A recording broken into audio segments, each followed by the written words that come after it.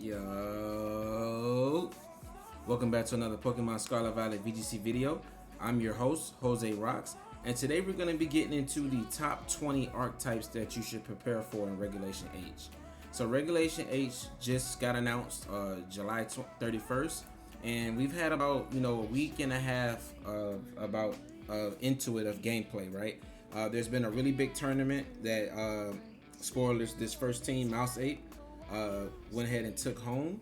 And it's just I wanted to go over some cores that if you're going to be playing competitively in Regulation H or going to like a regional, then you should prepare for these, or at least keep these archetypes in mind when you're team building your team, right? So we're going to start with the first archetype on my list, which is going to be Mouseape.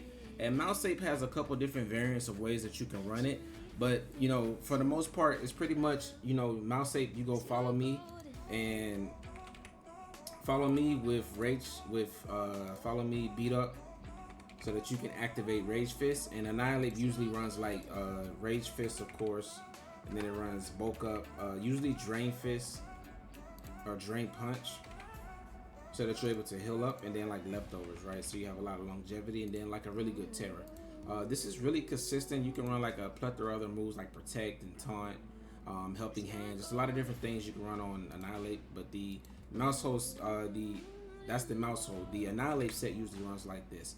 Occasionally you'll see like a Choice Scarf Annihilape,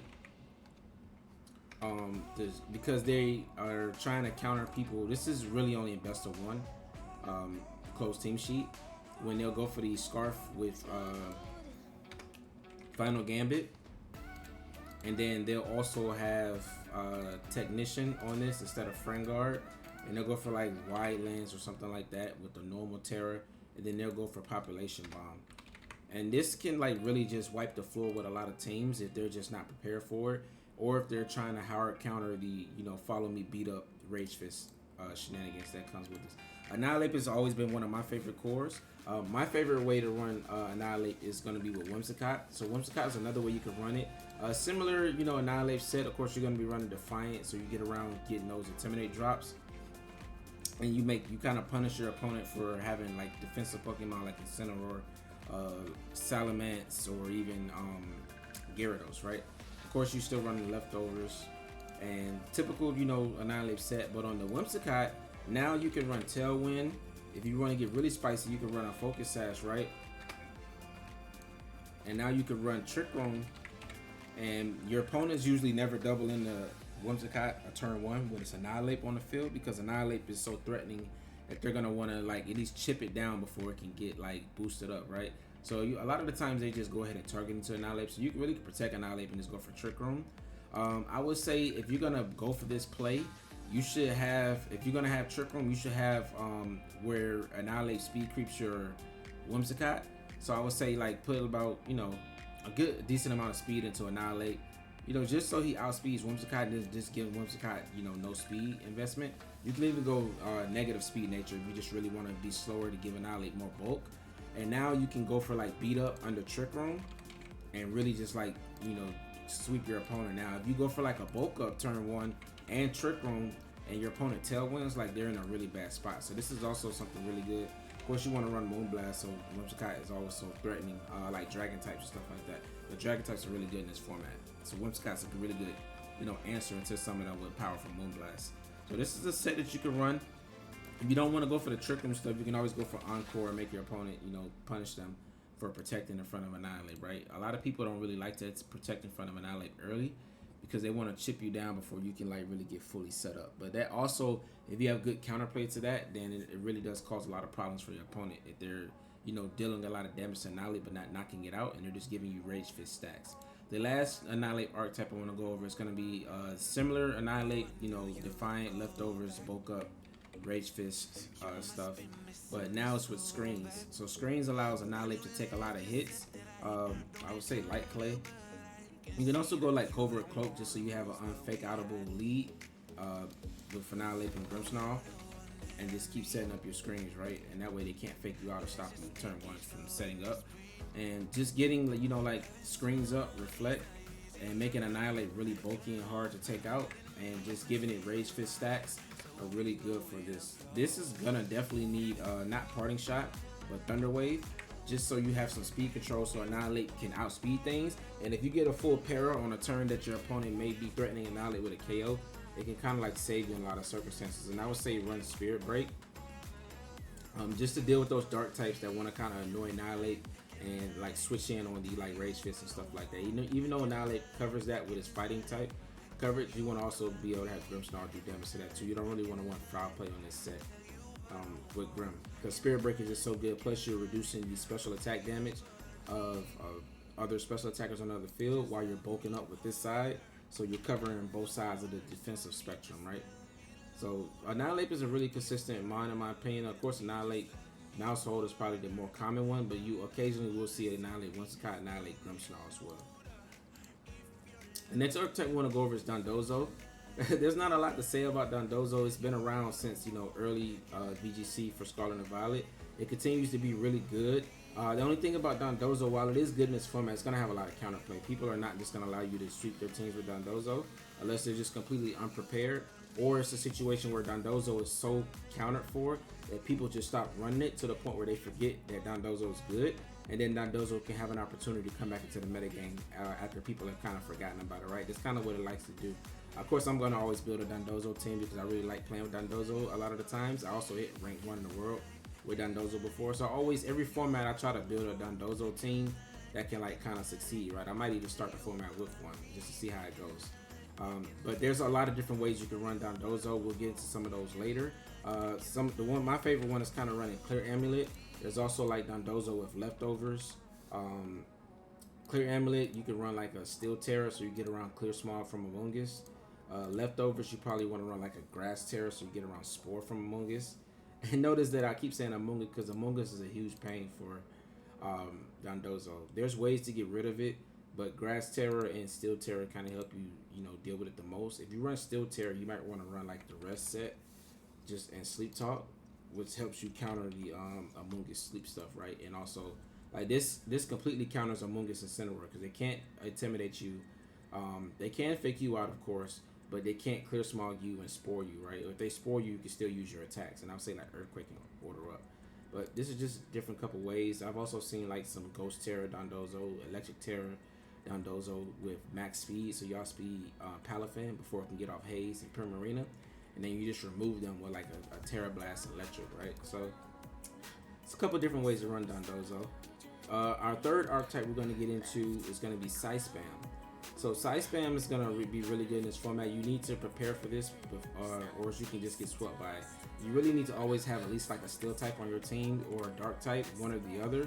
I would say preferably both, just so you have two things that can kind of sit in front of Side Spam, because Steel types don't 100% stop Side Spam when you have Armor Rouge on the team as well. It stops Hatterene, right, with the Steel types, but that's why they go so good together, because Armor Rouge covers for those Fire types, right? And then if you want to go Dark types to try to beat Armor Rouge, then Hatterene beats the Dark types with the Fairy cover. So they are a really good duo along with Indeedee, making the Side Spam trio.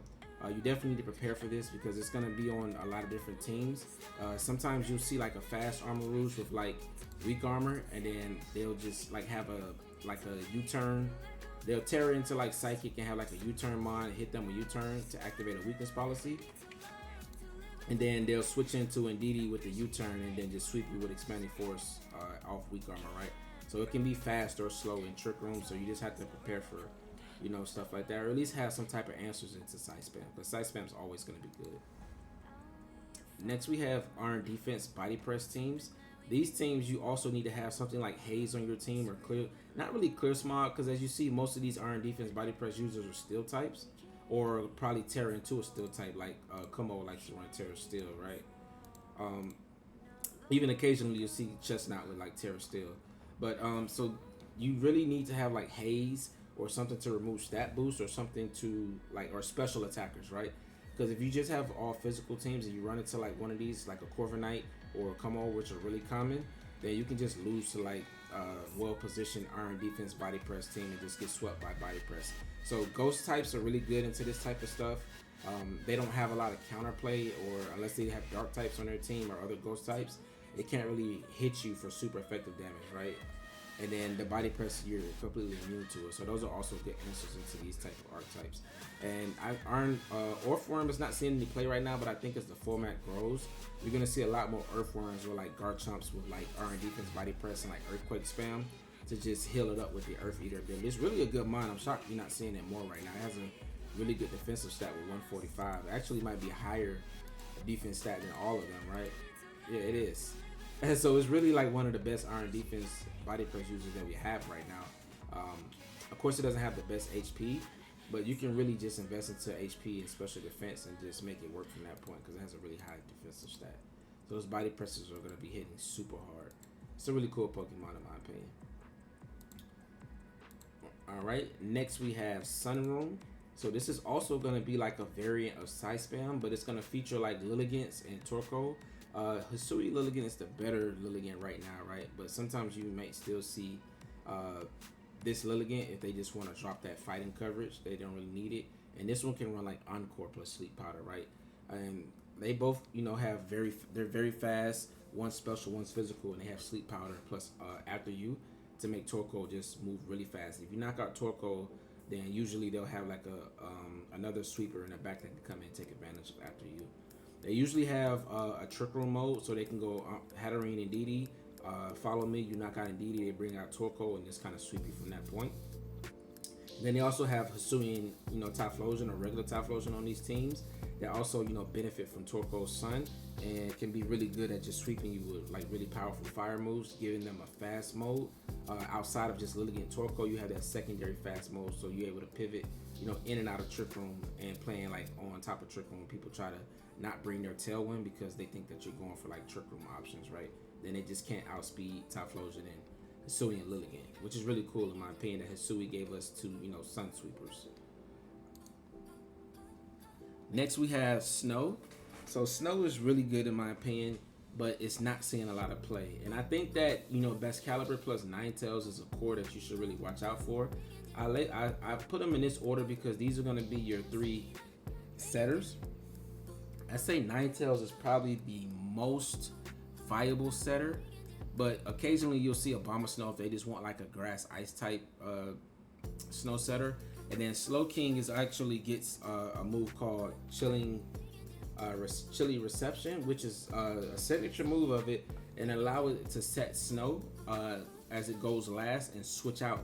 So you can literally use this to switch in an ice type, and then the ice type gets a boost from the snow, right? The defensive boost. And it has some really cool abilities like Regenerator, so it heals when it uses Chilly Reception. Curious Medicine resets your ally stat stages to 0, so it helps you get rid of like Intimidating something in case you got intimidated on your Best Caliber and stuff like that. So it's a pretty cool Pokemon. On tempo, you probably really won't see it that much because Confusion is not really that viable of a strategy, and it's a special attacker for the most part, so it doesn't need to be intimidated, right? But Best Caliber is a really bulky ice type that can really benefit from snow. Sandslash is probably the best Slush Rush user. It has the, you know, pretty much a really good attack, really good typing. It's really good in the stuff like Flutter Mane, but Flutter Mane is not in the format right now, right? So it's not really a want for Steel type coverage. Steel types are still good in this format, but the Steel type super effective damage is not really something that's wanted because fairies are not that popular right now.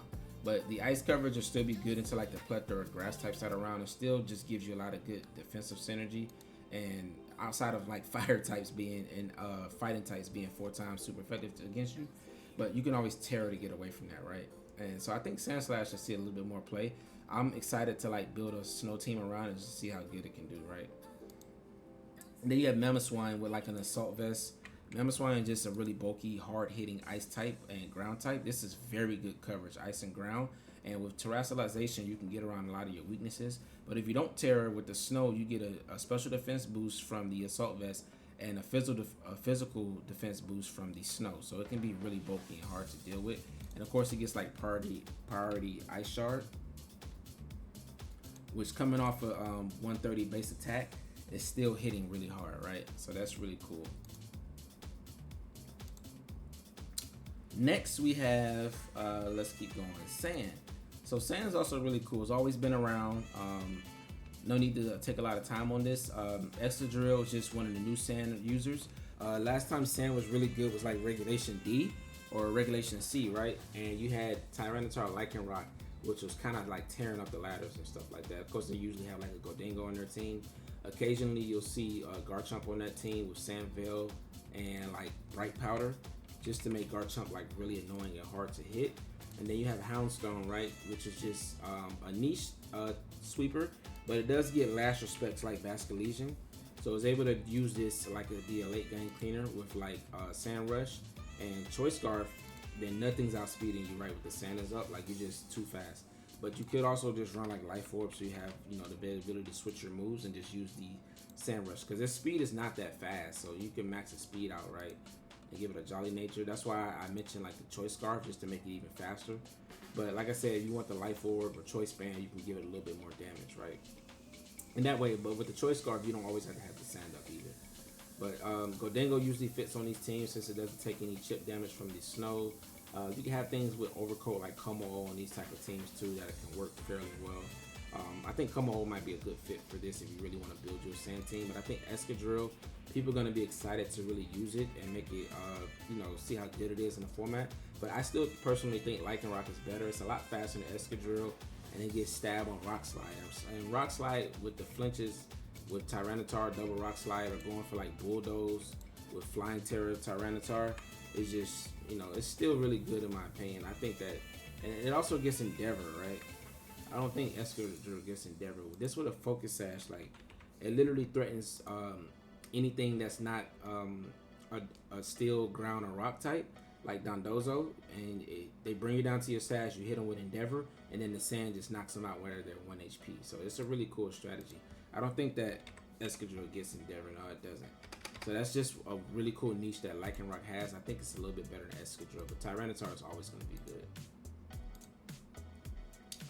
Next we have Rain teams. Rain is going to be really good. You have Pelipper, Politoed is the setters. You have Palafin, which is a really good rain sweeper. Basculegion is an amazing rain sweeper, especially with like Last Respects and Flip Turn. Like just Flip Turning with Water Terror, like Helping Hand from Pelipper, and being able to like switch out, kind of like gives like Miraidon feels with like Electric Terror Volt Switch, and just switching out hard to pin down and just dealing a lot of damage, right? They don't have a Gastrodon, then you just, even if it's resisted, it's still doing a lot of damage, so it's really cool. I put Dondozo here because Dondozo, there is a set running around where it's like Life Orb with Surf, and then the idea is that you lead with Pelipper Dondozo to set up the rain. You switch out Pelipper and Tatsugiri, and then you just click Surf for Dondozo or Water Terror, and you just kind of sweep from that point. And it's kind of effective, even though it's coming off base 65 special attack. Like if they don't have like resistances, it's still doing a lot of damage in the rain with Water Terror, right? It's surprisingly able to sweep somebody. A funny video is Cybertron. I think it's on his channel, but he was at a regional, I think it was international actually, and he actually got swept on camera with this by this strategy with Pelipper and Dondozo. It just did so much damage with Surf, and I'm pretty sure he just really didn't expect it. And last we have here is going to be Klefki. Klefki is just a kind of niche rain setter. It's Prankster Rain, and I think that is really good because you can go for screens with this as well. I would say, Light Play goes on that. One cool thing that you can do is this thing gets access to Trick Room. So you can go for Trick Room turn 1 and have something like Araquanid, and then set up the Trick Room, protect with Araquanid, and then now you can go for like Water Terror, Water Bubble. I would say, I don't think Life Orb could be good on here, but you can go with Mystic Water, and then Liquidation. And this plus like Klefki, the next turn after you set up Trick Room, you set up Rain Dance. And this is really cool. This is a cool strategy that you can use where you can go for Rain Dance into Liquidation, Water Terror, and just kind of sweep your opponent with like water damage. So water can be pretty, overpowering at some points if you don't have real good counters to it. If you don't have Sun or resistances, then you can kind of just like lose to rain teams, right? I think they're the best like archetype right now. You also have things like Archaludon that are really good on rain because of his signature move, Electroshock. It gets an automatic +1 special attack boost, and it works like Meteor Beam, but you don't have to take the turn to charge, and it can't miss, right? So it's a little bit better than Meteor Beam in that aspect. You don't really see Electric Terror Archaludons, but if you did, If it got stab on this, man, it would be doing so much damage. But it's kind of hard to run Electric Terror when you really want to get around from that ground weakness. So you really run like Fairy Terror or like Grass Terror from that aspect, and still just do a lot of damage. So people kind of forgo the Electric Terror, dropping the stab. You could go for like Stellar Terror and just have like a really offensive Archaludon, but I think that the best move is the best Terror is going to be Grass. But Archaludon also fits on these rain teams really well, right?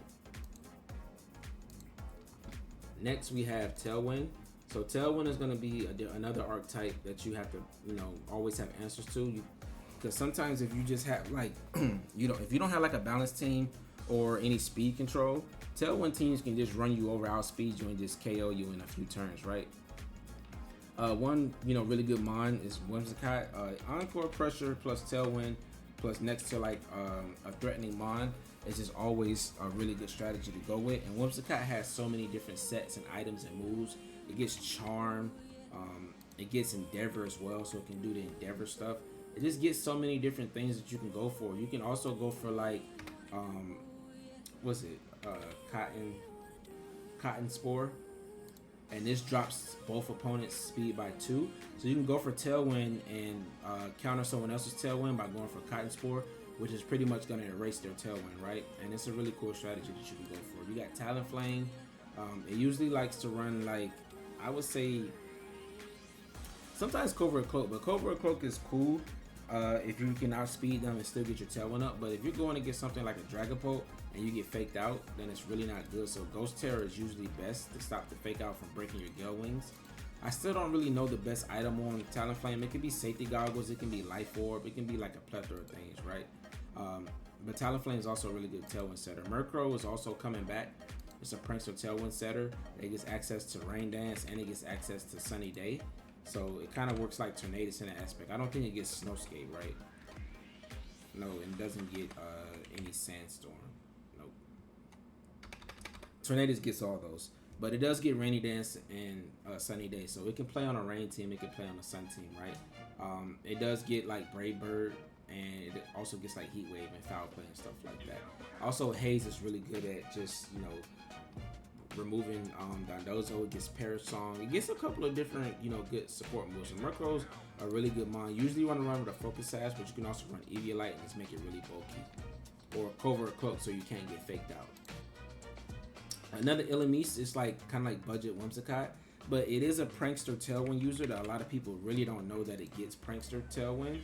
And it can still do things like Encore, Fake Tears, and Sunny Day. So you can also use it as like another, a Sun Sweeper, a Sun Enabler, I should say, right? And of course, like Focus Sash or like Ghost Terror is always a set that you can run with this, just to give it some viability.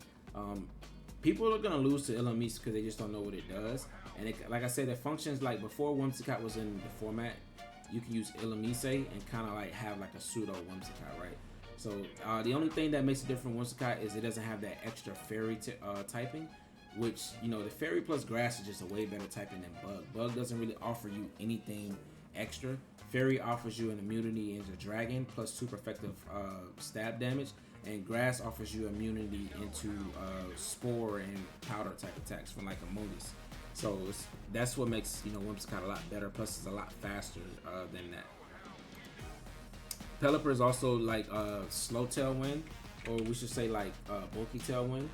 Same with Corviknight, they both get Tailwind. You have to be careful with these because they don't always run it, but sometimes it could change like the flow of a battle if you're expecting your opponent not to be able to like really outspeed you, and then they just pop a Tailwind or Tailwind with Corviknight or a Pelipper at the end of a turn, and then next turn you're kind of like just getting outsped, right? Because you didn't anticipate them having Tailwind. But always be prepared for the small chance that they are carrying Tailwind, because they are like bulky or slow Tailwind setters that don't use Prankster or Priority to get their Tailwind up. Next we have Hard Trick Room. So Hard Trick Room is going to be the exact opposite of Tailwind. It's pretty much teams that their whole team strategy revolves around getting up Trick Room. A lot of them have a Rangaroo because a Rangaroo is cool because it gets Instruct, right? And Instruct is something that it can do to make a Pokemon like Torkoal be able to go for 2 full power eruptions in 1 turn, right?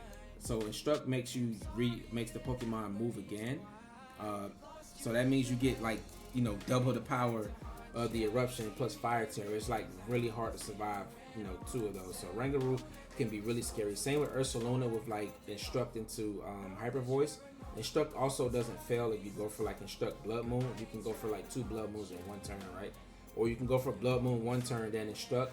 The next turn you'll go for your Blood Moon, then your Hyper Voice that since you can't click Blood Moon again. And I think that's really cool that Instruct kind of like overrides that. Ursaluna, not Blood Moon, regular Ursaluna also going to be really good on those hard Trick Room teams.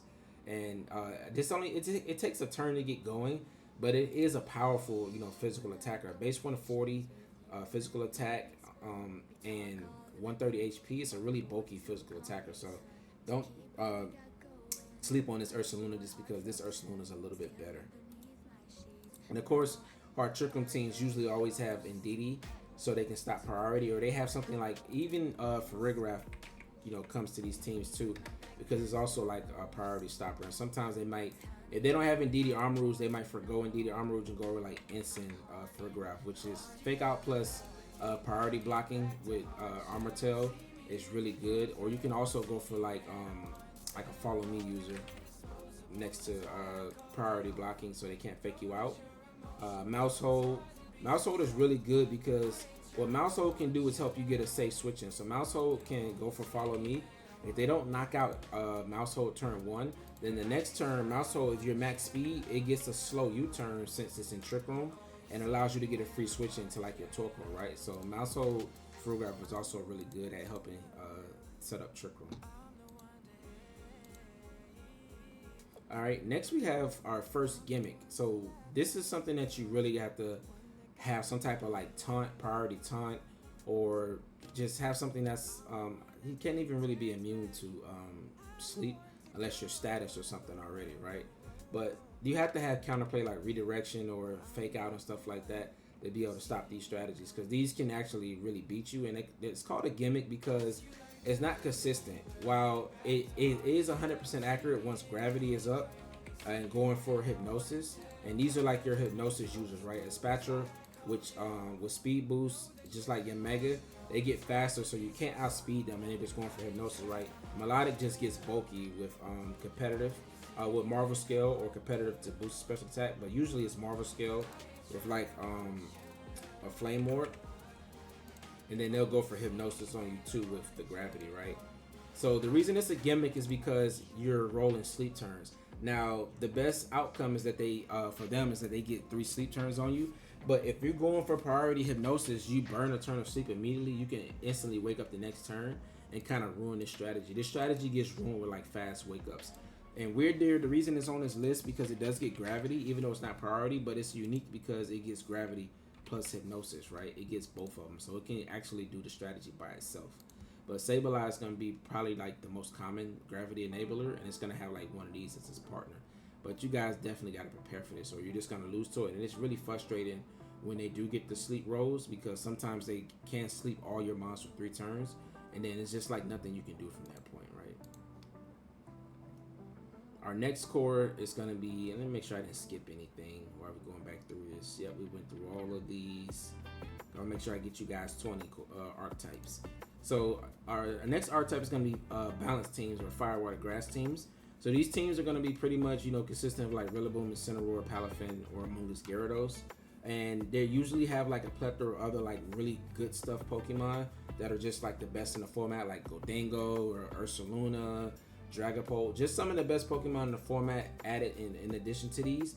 And that way they're able to pay, like, they have good switch-ins for everything, they have good pivoting, they have a good amount of defense and a good amount of offense, right? And that's kind of like what the balance teams like to do, be good into everything. And there's certain Pokemon that are really good into balance cores that can really shred them, but a lot of the times, if you just want to play good, consistent Pokemon and you want to like win based off your player skill and not based off like, you know, like gimmicks or luck or missing attacks, then balance teams are kind of like the way that you want to go, and you usually always have like a fire, water, grass core.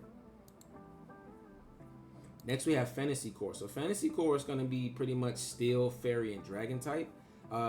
That's what makes up the fantasy core. Usually these also have like a fire, water, grass core inside of them, but we call it a fantasy core because it's something different from the balance core with the fire, water, grass. And with being steel, it's like one of the best defensive types.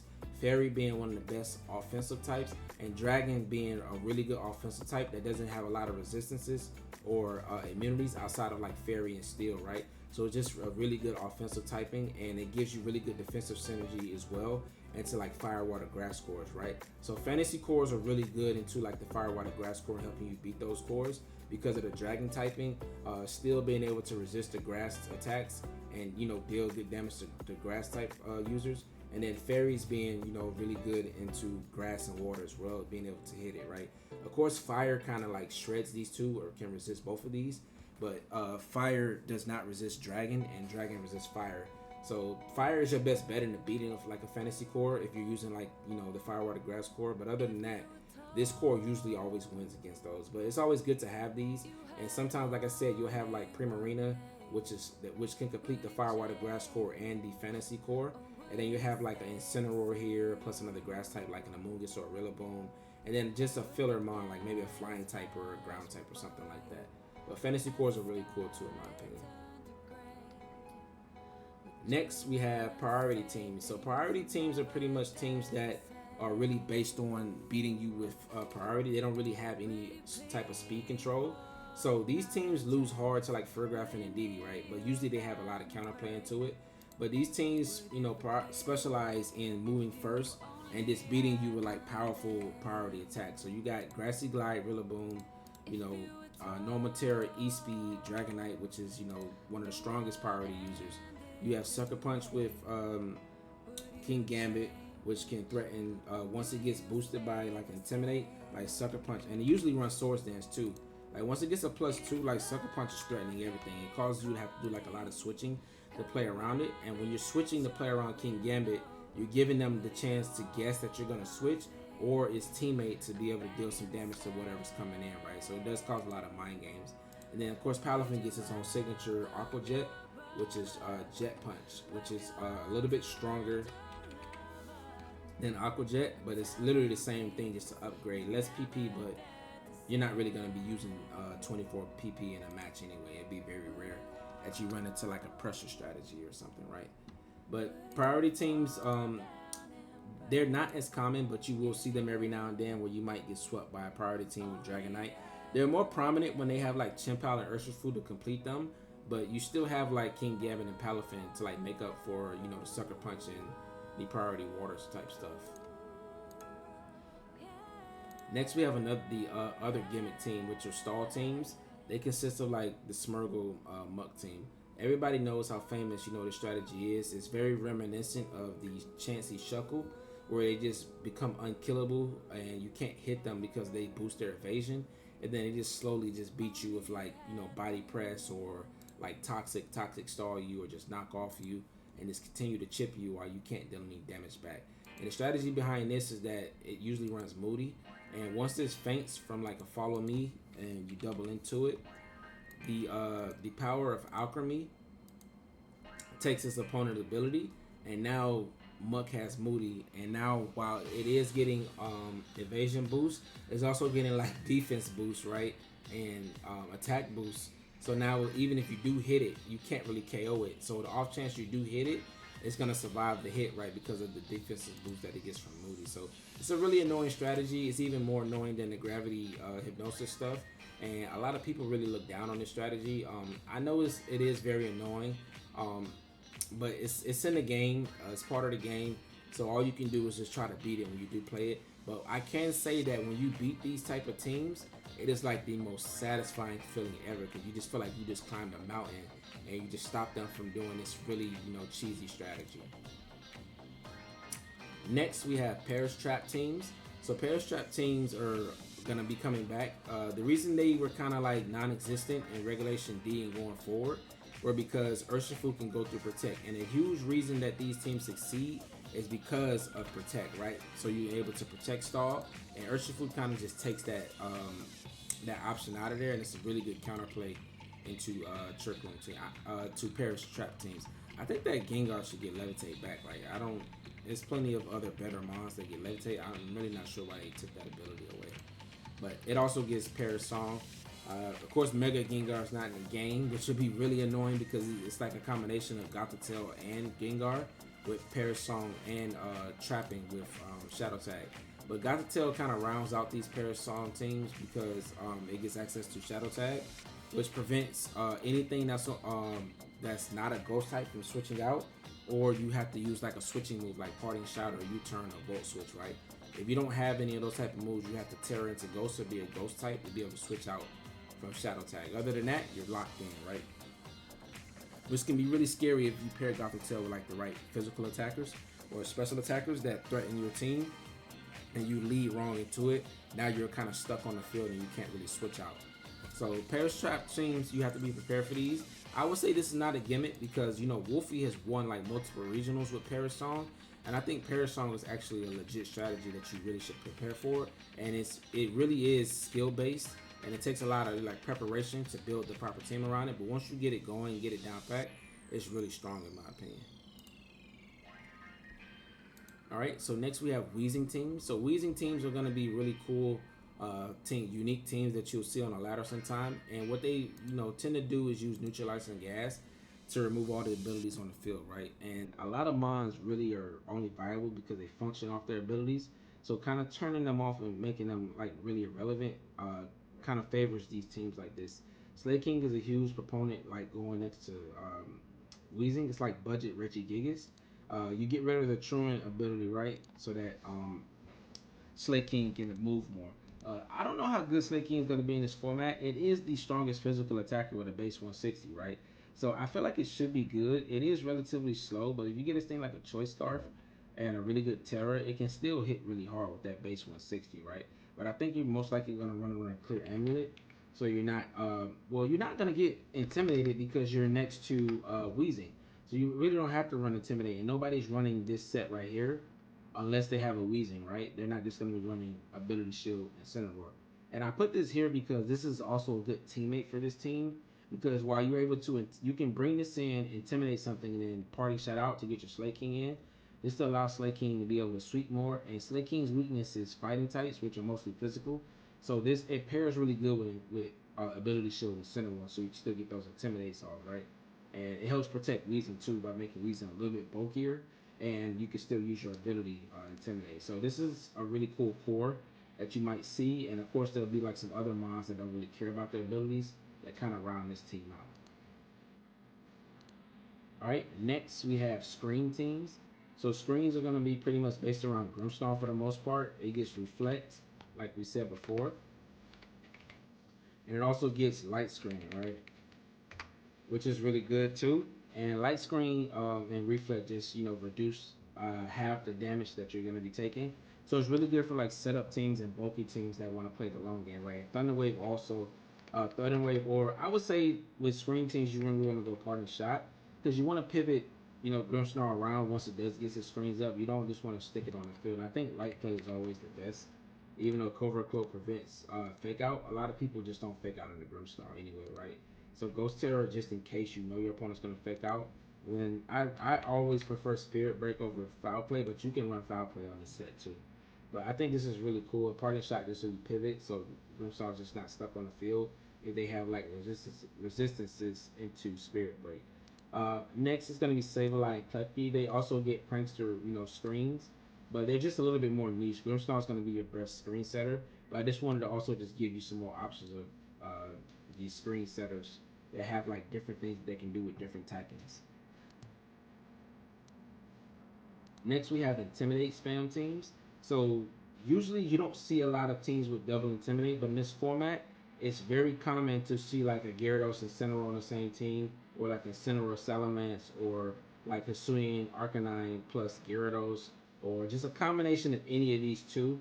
Sometimes you just see him on top by itself though, right? But a combination of any of these five, you'll see them. I put them in this order because up top, you kind of have your two offensive intimidators. While they look to intimidate is just like a bonus ability that they carry with them, but they do like to go for offense. Like you usually see Choice Band on this, and then Intimidate just to make it a little bit more bulky. But it's usually going for like offensive attacks, right? And then this you usually see Mirror Erg, where if it intimidates something that like a King Gambit or Annihilate, it copies the boost and gets a +2 as well.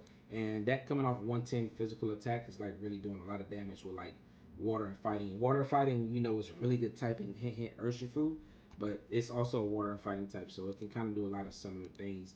And Raging Bull is really cool. It's signature move because it removes screens. And it turns into whatever the main type you are. So this is like a water type attack, and it removes screens, so it's good counterplay into like Grimmsnarl screen teams. Incineroar's elements are in the middle because these two, while they do provide intimidate, they also are supportive, and at the same time being supportive, they also can provide some offense, right? And that goes with like the support that it offers is like Tailwind, which can, you know, help your team, you know, outspeed a lot of things. And of course, Incineroar is the ultimate support Pokemon. We already know what it gets: Fake Out, Parting Shot, Will-O-Wisp, Taunt, Helping Hand. It literally gets everything, right? It also gets Knockoff and Flare Blitz, which is the really powerful fire type attack. So it's really good at being supportive and providing offense. These two are more so in this format going to be your full support Intimidators.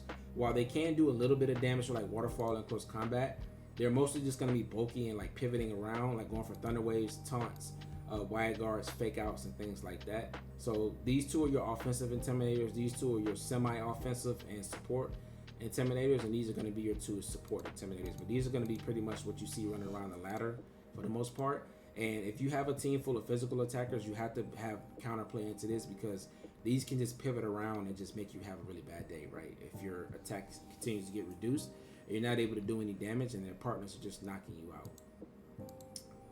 Last but not least, we have Double Dragon Team. So Dragon is going to be one of, I would say, top 3 type in this format, if not the best type. There's a serious lack of fairies, right? Now, while there are a lot of steel types, a lot of dragon types like to carry ground type coverage, fire type coverage, fighting type coverage, right? Or in Archaludon's case, also body press. So they have counterplay into the steel types. So Archaludon is probably the best dragon. It might be the best Pokemon in the format. It gets, you know, Assault Vest. Like I said, Electro Shot is a really good move with it. Stamina with body press, so it can have a physical type move if you're trying to reduce the special attack damage. Sometimes you'll see Snarl. Sometimes you'll see Draco Meteor. And it's just, it's such a strong Pokemon, man. It's such good typing. Think of Dialga from like Sword and Shield when Dialga was really good with Dynamax. The Dragon still typing is really good. Dragapult is the fastest relevant Pokemon in the format. It can't be intimidated, can't be faked out, and it's just really good with a choice band, right? It's a really good Pokemon. At the previous Worlds, it got second place, so that just tells you how good it was in the format with like Urshifu and Tornadus and Chien-Pao and Fluttermane. It came in second. So just imagine what it's going to be able to do now that all those Pokemon are gone, right? Garchomp always consistently good when the power level is lower. Hydreigon, same thing with Dragonite. It's really good in Scarlet and Violet with being able to Terra when the power level is lower. Dragonite E-Speed spam is always going to be good, and Kumo is one of the top 3, you know, body press R and defense users. And it can also run a Clangorous Soul set and be special too, right? Clangorous Soul and then Clangorous Scales. And with a Throat Spray, and this is also a really threatening set, right? For it to be able to sweep, so it can sweep on the special side or it can sweep on the defensive side with body press. So dragons are really going to be good, and a lot of the times you're going to see double dragon. You might see Garchomp Hydreigon with Earthquake spam. You might see Como plus Archaludon like on rain teams and things like that. You'll see Dragapult Archaludon. You'll see, you know, Archaludon Dragonite. It's just so many combinations, and a lot of the times you're going to see double dragon because of how good they are into like the Fire Water Grass cores that you see pretty much on 90% of teams have a Fire Water Grass core. But that's going to be it for our 20 archetypes that you should prepare for. Let me know in the comment, guys, what do you think? If you think there's any archetypes that are notable that I missed. This is just pretty much a general idea of the archetypes that you'll see. Of course, you'll see different variants, but these are a lot of what the teams that you're going to see built around. But if there's a team that I missed, go ahead and drop a comment for me below. If there's anything that I missed, just let me know. If you like this type of content, subscribe for me, turn on those post notifications. We're continuing to grow, and I continue to push out this Regulation H content, and I cannot wait for September for this format to stop. I know this video is a little bit longer than my usual discussion videos, but I just had to, you know, share these archetypes with you guys just so you can start preparing so you can have success in the next format. But that's going to be it for this video. My name is Jose Rocks, and I'll catch you guys in the next one. Deuces.